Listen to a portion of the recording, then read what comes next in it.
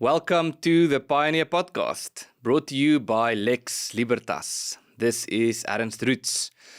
Today's episode is a special one, and I would say that it is exceptionally important for you to watch this episode to the end, to share it with like-minded people, and to answer to our call to action. If you are satisfied with circumstances in South Africa, or if you believe that the solution is to hope that things that are outside of our control would get better, then this video is not for you. I'm going to use this video to be very practical and perhaps overly analytical. There is a time for flowery languages and emotional speeches, but this is not it. Since we started Lex Libertas, we have been flooded with messages of support, some criticisms, and a lot of suggestions. The questions that we hear most often have to do with our plan. What exactly is it that we seek to achieve, and how exactly do we plan to achieve it? I'm going to answer these questions in no uncertain terms. I want to share with you exactly what we at Lex Libertas foresee as a better future for South Africa. What we already know, what we intend to find out, and most importantly, what our plan is. To put it very bluntly, what a better political system for South Africa would look like and how we intend to achieve this with your support.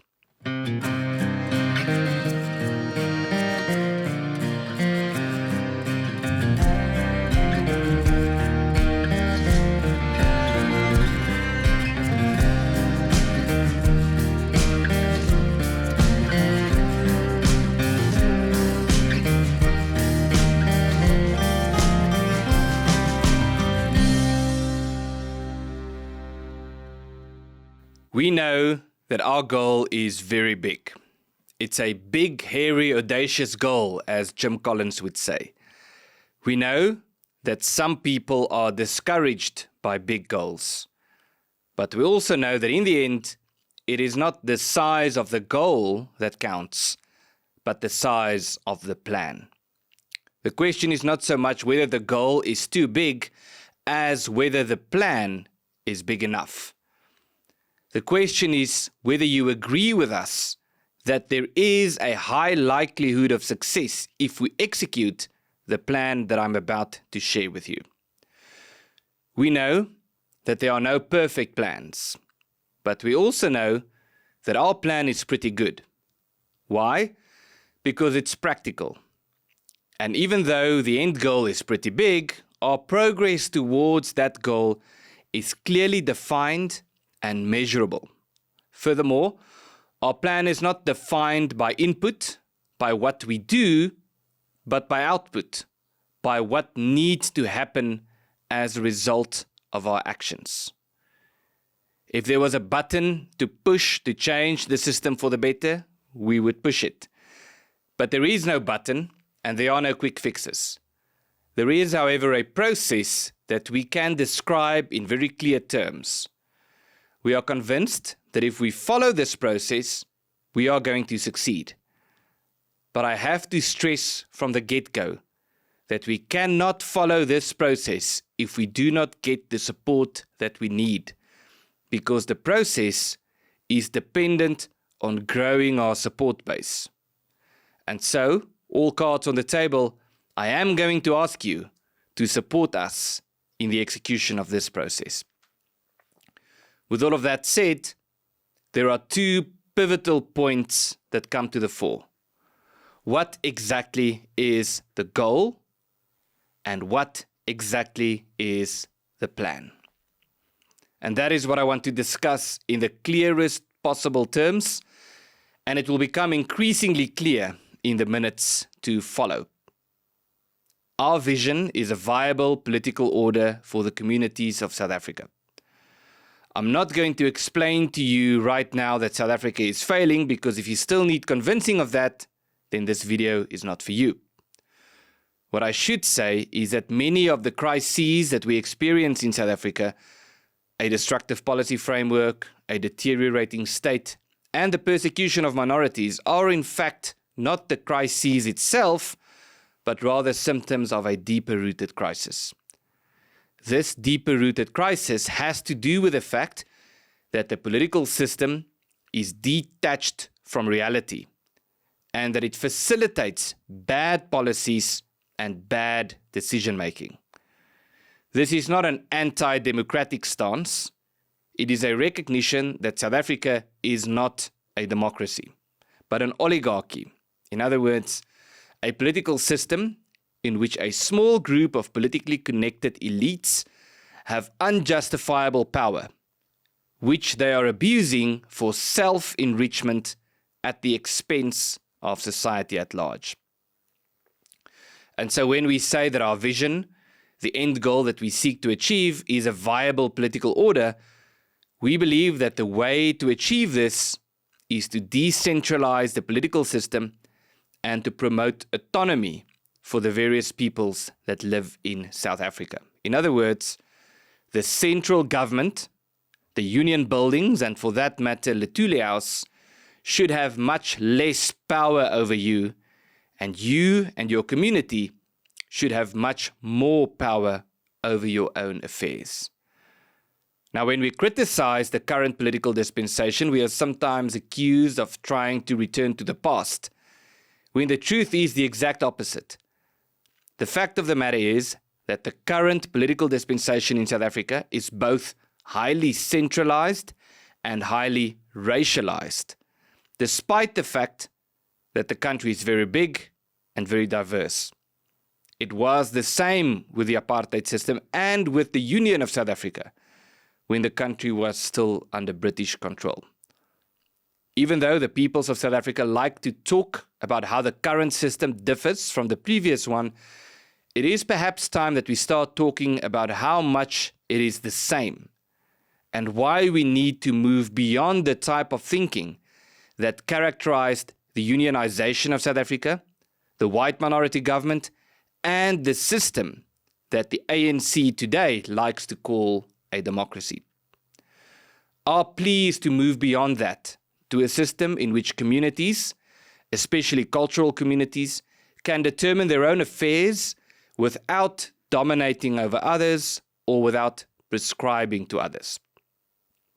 Now the question arises, what would such a system look like? And the answer is that it could take different forms. That is why Lex Libertas is a think tank, because investigating these different systems of government, the efficacy thereof, and also the extent to which it might be applicable to South Africa is a matter that deserves much more attention. But let me give you some examples. We have the federal examples of the USA and Switzerland, where different states or cantons govern themselves while connected to a central government that has significantly less authority over local affairs and local communities. We have the confederal examples of the European Union and the African Union, where states that form part of the collective govern themselves and where they are loosely connected through a confederate system. In other words, a system that has significantly less power than a federal government, which already has significantly less central power than the highly centralized South African system. We have examples of territorial autonomy, of which there are many, including Scotland in the UK and South Tyrol in Italy, where particular cultural communities, or nations you might say, have a significant degree of authority over their own territory, where they make their own laws and decide what their tax money is spent on, even though they are part of a larger system or a larger state. We have examples of cultural autonomy, such as in Estonia and Latvia, where members of cultural communities have a much higher degree of autonomy over their own affairs and laws that are applicable to them, even though they don't live in one particular area. We have examples of institutional self-government, such as the Ottoman Empire's millet system, that granted particular communities, which were called millets, significant autonomy to govern their internal affairs, including family law, personal status, education, and tax collection. There are also examples of special regional or urban statuses for particular areas or cities, such as in Hong Kong, Brussels, and Jerusalem. And then, of course, the most controversial, there are examples of balkanization, or what has been called remedial secession, where a country is divided to diffuse a national crisis. It happened in Czechoslovakia, Yugoslavia, and the Soviet Union, to name only a few examples. I mention all of these to explain that we need to break this short-sighted, false dichotomy that we can only choose between the political systems of the National Party and the ANC, because these two systems have much more in common than one might think. The point is not that all of these models work equally well, or that they can all be applied to South Africa in the same way. The point is, however, that we need to take the political future of South Africa seriously, which should include investigating various systems and their applicability to South Africa. And that is where the think tank part of Lex Libertas comes in. Even though think tanks are extremely influential all over the world, a lot of people in South Africa still underestimate the significance of a think tank. At Lex Libertas, the think tank part has a threefold focus, which is to say that there are three things that we need to investigate. First, we need to know and understand the current realities in South Africa, which includes the policy environment, realities on ground level, and how people think about particular issues. This is another way of saying that we need to thoroughly understand what South Africa currently is. Secondly, we need to investigate various political systems and their potential applicability to South Africa. This is another way of saying that we need to thoroughly understand what South Africa could potentially be. And third, we need to investigate strategies and tactics to effect the necessary change. The various ways in which a political system can be changed for the better through peaceful and constitutional means. This is another way of saying that we need to thoroughly understand what ought to be done to get South Africa from where it currently is to where it could potentially be. We believe that we already know the direction, and we believe that we already know a lot about where we need to go and how we need to get there. We have a plan that is very practical, which I will share with you in a moment. But we don't believe that we have all the answers, nor that our plan is perfect. We know that there will always be room for improvement, which is why the think tank part is so important. And this is why we need your support. Because there are a lot of really smart people in this country, and we need you on board. We will never pretend that we have all the answers, and that we only need you to support our preconceived conclusions. The truth is that we need to build this institution, and we need resources to do so, especially in the form of monthly contributions. But the truth is also that we don't want passive, unconditional, one-way support. We need input, and we need reciprocal participation. I want to take a moment to thank you for watching and following the content on this channel. And I also want to encourage you to like this video and to subscribe to this channel to ensure that our audience is broadened. So let's get very practical. I'll start with a big picture strategy and then make it increasingly practical as we go along. First, our mission statement. The shortest and broadest description of how we intend to achieve our vision of a viable political dispensation.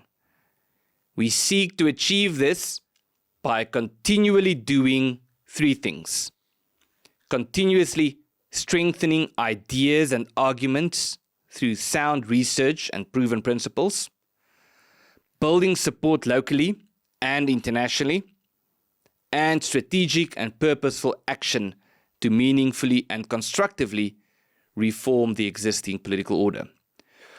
Now, this is another way of saying that we need to continuously use our brains to think about solutions and strengthen our ideas and strategies, our mouths to convert these solutions into ideas and arguments that are easily understandable, and to advocate for change by raising support, and our hands, because we are not passive spectators.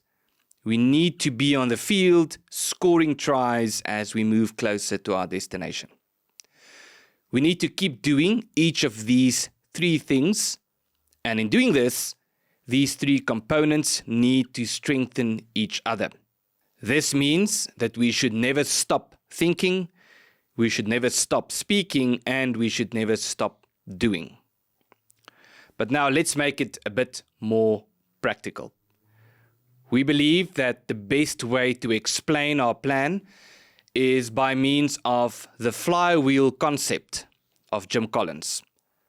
A flywheel is a strategic model for achieving continuous self-sustaining growth by building momentum from small cumulative wins rather than through a single event. The idea is that the strategy must consist of different parts and that these parts must be interconnected and self-reinforcing. The idea is then that as we start executing these interconnected parts of the flywheel, the wheel starts to turn. And then, if you maintain focus and you ensure that each of the parts that constitute the flywheel is strengthened and improved, the wheel starts to turn faster and faster, bringing you closer to your destination. And so this begs the question, what on earth do we need to do to get us from the mess that we are in to a more sustainable political dispensation based on the principles of decentralization and self-governance? Well, I have good news. The answer is not that difficult. We know what we need to do. We need to do 5 things, and we need to keep doing it. And these 5 things constitute the flywheel of Lex Libertas. The first is providing practical solutions and strategies based on research and proven principles. This is the think tank part. It involves sharpening solutions that work in reality, not just in theory or ideology. It involves, as I have mentioned, doing research on where we are, on where we need to be, and then how to get there. But let's make it more practical with some examples of the type of research that we need to do. We need to do case studies on models of autonomy and their applicability to South Africa. We need to do research on particular issues such as the causes of unemployment, infrastructure decay, and so forth, as symptoms of a deeper-rooted crisis. We need to do studies on practical mechanisms such as civil disobedience and how things like tax protest strategies can be used legally and effectively. The second part of our flywheel is local advocacy for a viable political order.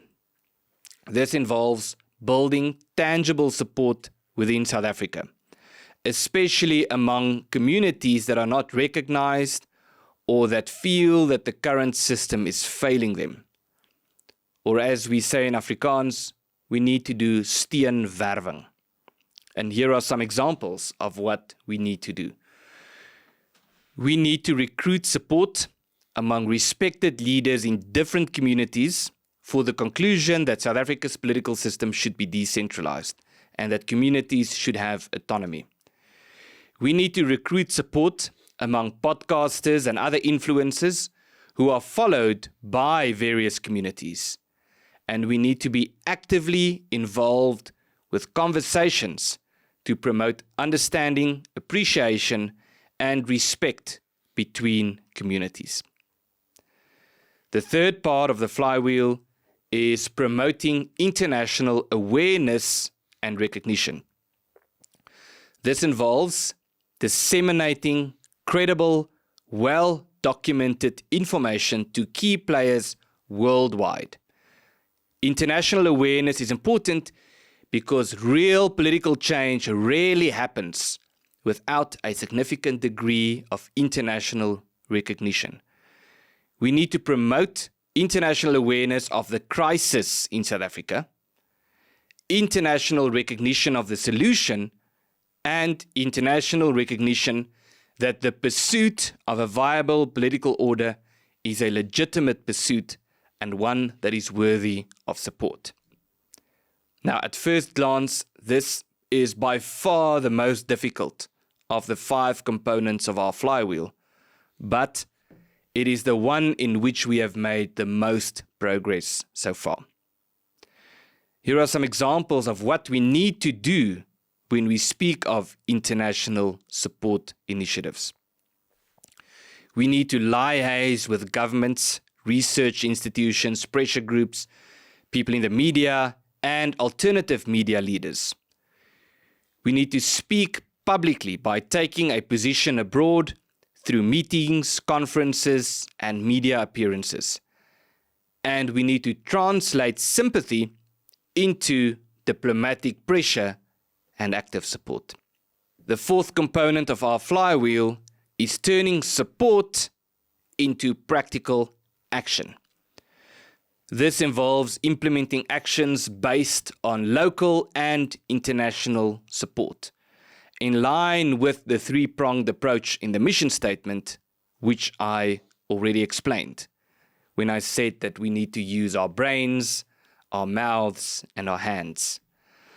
Some examples of practical action include organizing events within and outside South Africa to promote ideas and collaboration, coordinating volunteers to add value in their own communities in an organized manner, and carrying out strategic actions, including events, activities, and, where necessary, credible and responsible methods of protest.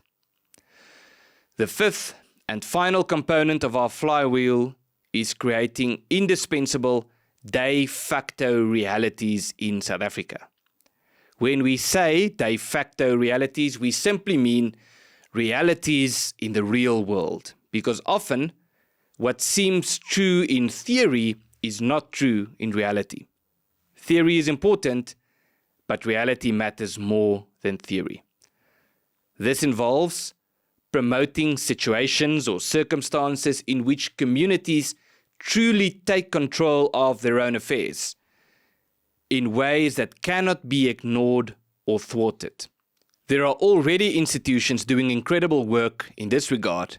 They should be supported, but there are also unique ways in which Lex Libertas could contribute.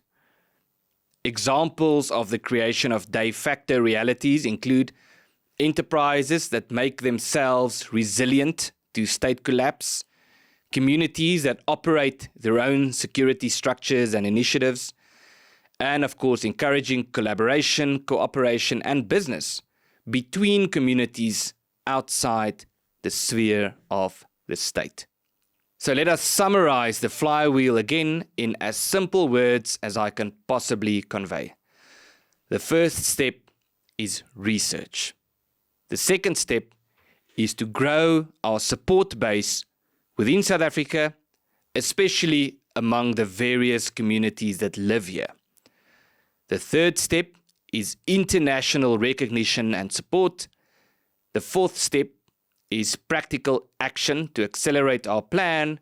And the fifth step is changing the country by changing realities on ground level.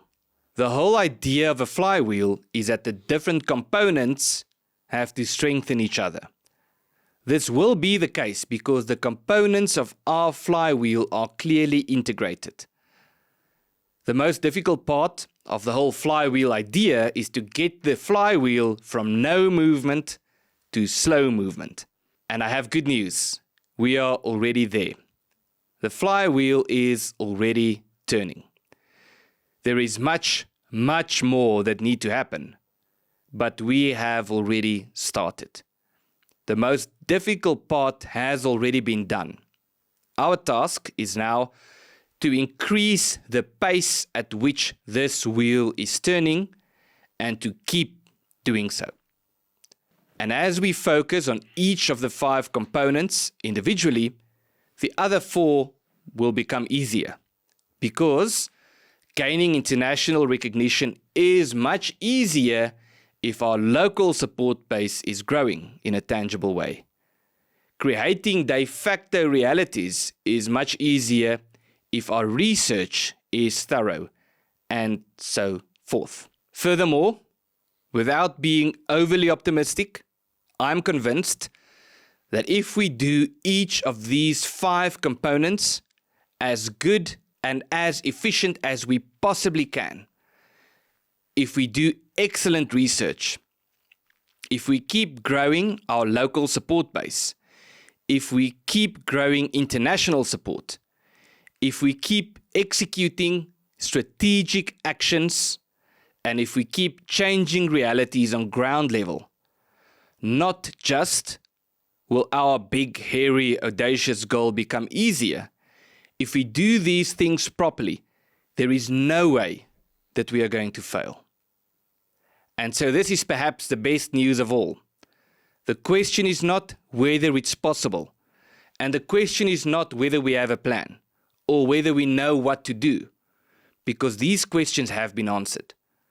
The question is whether we are willing to do what we know needs to be done. And the answer is yes. But the point remains that we cannot do it if we do not have a well-functioning institution that serves as a vehicle towards this objective. And this is where we need your support. We are going to need some people who are willing to sacrifice a lot in pursuit of this goal. By that I mean people who work all day, every day. People who would need to get paid to do this because this will be their full-time or part-time job, either as employees or as consultant. But also we are going to need people who are willing to make only some sacrifices as far as their own time and commitments are concerned. With this I refer to volunteers who are willing to be involved in some way through the Lex Libertas Club. This could include sharing ideas and research, participating in discussions and planning sessions, helping with the arrangement of events, and so forth. And lastly, we are going to need a lot of people who are willing to make a very small sacrifice. With this, I refer to a monthly contribution according to your own ability and preference, to enable the rest of us to do these things. We will not succeed if we do not have support. And I have to say this because it is fundamentally important. Support goes farther than liking and sharing posts on social media. Yes, we need that too, but we need your support to get this institution up and running. Because without it, we cannot do any of the things that I discussed here. Before I conclude, we cannot do everything at once. We have to work in phases. Lex Libertas is brand new. And so instead of trying to do everything I discussed at once, our first objective is to get the institution to the point where it is able to do these things.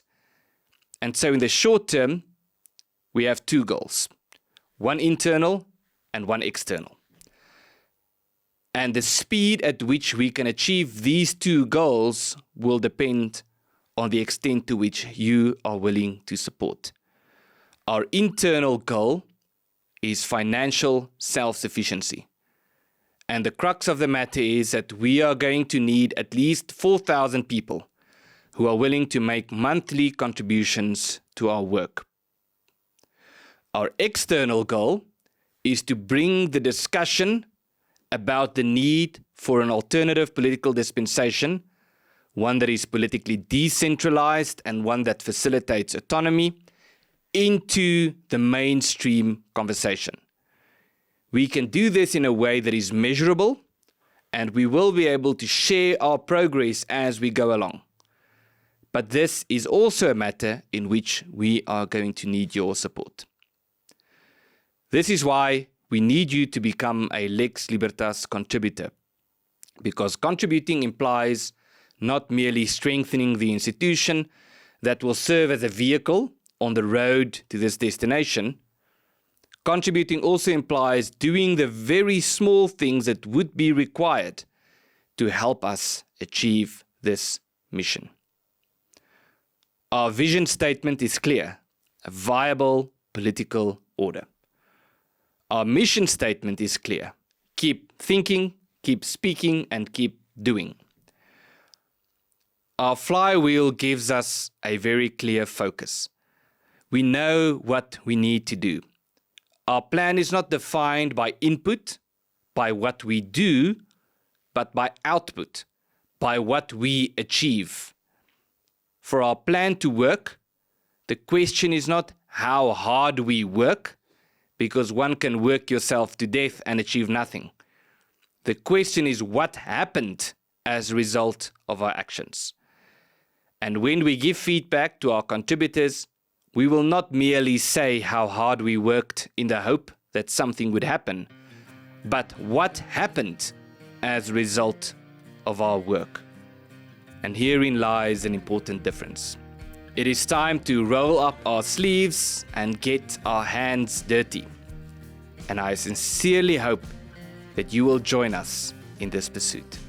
If you would like to support this channel and the work that we are doing at Lex Libertas to work toward a more sustainable and a more viable political dispensation for South Africa, I would like to encourage you to sign up as a contributor by clicking on the link in the description.